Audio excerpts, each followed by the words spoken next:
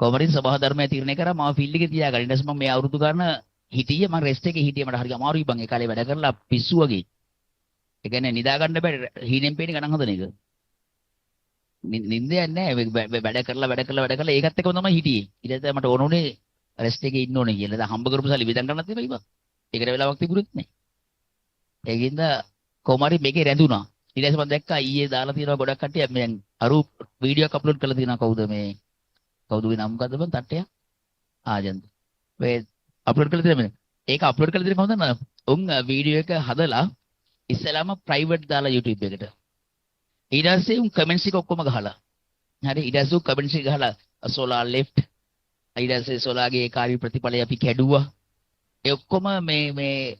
message දාලා තියෙන්නේ අර ප්‍රයිවට් කරලා තියෙද්දි ඒ කියන්නේ ඔගේ ක්‍රූ එක දාලා තියෙන්නේ ඊට පස්සේ එක මේ පබ්ලික් කරාම ඒක පබ්ලික් කරලා පැය 4යි ගිහිලා තින්නේ අර කමෙන්ට්ස් වලට පැය 7ක් ගිහිලා තින්නේ උන්ට ඒක දෙයිලා නෑ අපරාධේ ඒකත් තේරුම් ගන්න එපා බං එතකොට මේ අපිත් මැච් කරපේ උන්නේ අපිට ඕනම දුර්වලතනක් රක්ගලා පේනවනේ අරක අප්ලෝඩ් කරලා තියෙන පැය 4යි කමෙන්ට්ස් දාලා තියෙන පැය 7යි වෙන්න බෑනේ ඒ කියන්නේ උන් සැලසුම් සහගතව කරලා තින්නේ අවුලක් නෑ පවුනේ බං දෙන් අර දඟලන විදිය බලපන්කෝ එනකොට ඒකට ප්‍රචාර දක්වන්න ඕනේ මගේ බැච්මේට් හරි යුනිවර්සිටි මගේ බැච්මේට් මට ඒ කාලේ ඉඳන් මාත් එක්ක උඩ ඇරියස් එකක් තියෙනවා ඒ කාලේ ඉඳන්ම මොකද ඒ කාලේ ඌ බලාපොරොත්තු වෙනවා කුප්පිය ඌ කරන්න එනකොට ඔඩියන්ස් එකකින් ආරාධනා වෙන්නේ මට තමයි කුප්පිය කරන්න වෙන්නේ ඒ හැමතැනම මට ෆේල් වෙනවා ඌ ඒ හැමතැනම මට ෆේල් වීගෙන ඉවරලා දැන් අන්තිම මැරෙන්න මොහොතකට පෙර ඌ සමත් වෙලා දිනවා ඒ සමත් වෙලා දිනේ මම ෆීලිං අයින් ඒක මම ගේම් එකේ නැති හින්දා මම ගේම් එකේ හිත දුන්න ලොබෙත් ළඟටත් එන්න බෑ මට සාපේක්ෂව හාල් කැලි බං මගේ දැනුමත් එක්ක උන්ගේ දැනුම ඩෙල්ටෙක්ස් ප්‍රමාණයක්වත් නැහැ කියලා මම හොඳටම දන්නවා මම හොඳටම දන්නවා ඒක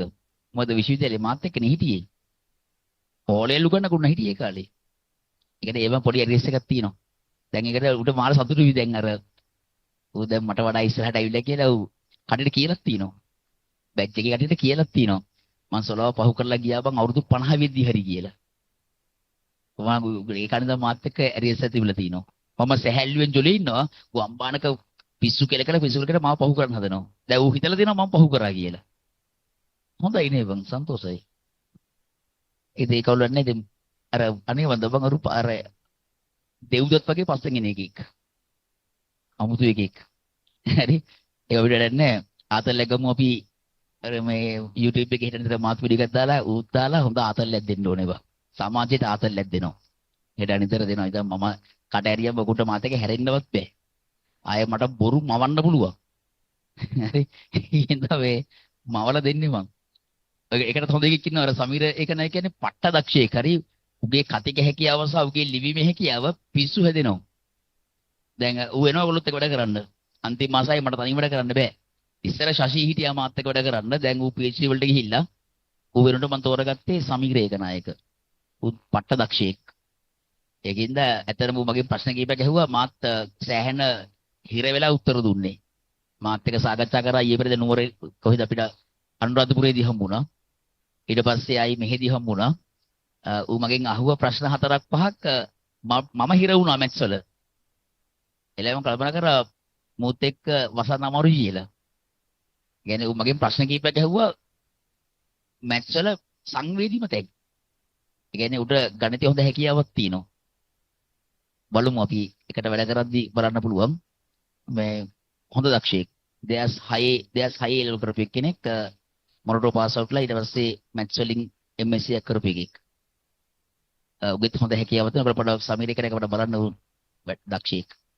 එරුවත් මම තෝරගන්නවා සමහර මිශ්‍ර අභ්‍යාසවලදී පැය ගණන් වැඩ කරද්දී උඹලා නැගිටලා ගිහින් එන්න පුළුවන් නේ බං දැන් උඹලා මොහොරි කාලානේ මම තාම මුකුත් කාලා නැහැ